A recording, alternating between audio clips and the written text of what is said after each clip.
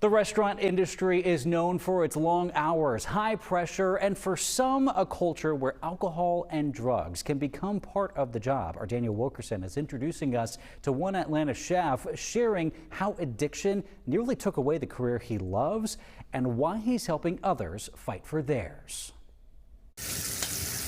It is far more than a job. Been cooking for 11 years. Jonah Jacobson says it's his passion, his calling. Started when I was a teenager.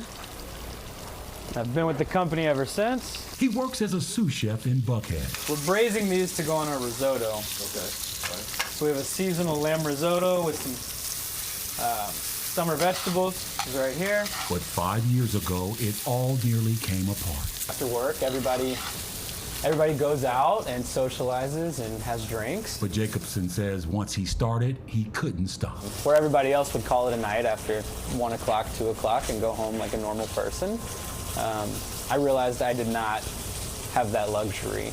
I was not like everybody else. He says his addiction soon took over. Things got bad enough to the point where I was fired from my first job. Listen, there are 15.5 million restaurant employees. An estimated 17 to 20% of them struggle with substance abuse. Mickey Bask has spent decades in the restaurant industry. He says the long hours, high stress, and a culture where alcohol and drugs are common can make it easy for some food and beverage workers to fall into active addiction. We would always talk about another restaurant person who was either destroying their lives or unfortunately had just taken their lives due to alcohol and drugs. And at one point, we just said, enough is enough. So Bask co-founded Ben's Friends, a national organization where people in the food and beverage industry support each other through recovery. But recovery doesn't end after rehab. Adam Mock with Edge Treatment Center says long-term sobriety often begins with inpatient or outpatient treatment.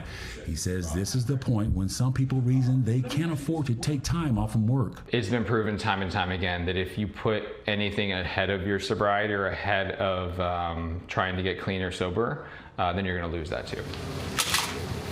Jacobson says he made that choice. He went to rehab. Today, he leads weekly Ben's Friends meetings for other food and beverage workers. He's now been sober for 5 years. It gave me a new outlook on life. It gave me a sense of belonging that I was looking for, partially in a kitchen, partially outside of my life. If you want some fire, I'll give you some fire. He says recovery gave him structure, purpose, and the life he thought he had lost. That's incredible. Ben's Friends has more than 40 chapters across the country and including here in Atlanta, offering free peer support to people working in the food and beverage industry. And if you or someone you know is struggling with addiction, it's so important you get this information. We have resources, including Ben's Friends and more, up on our website and the CBS News app.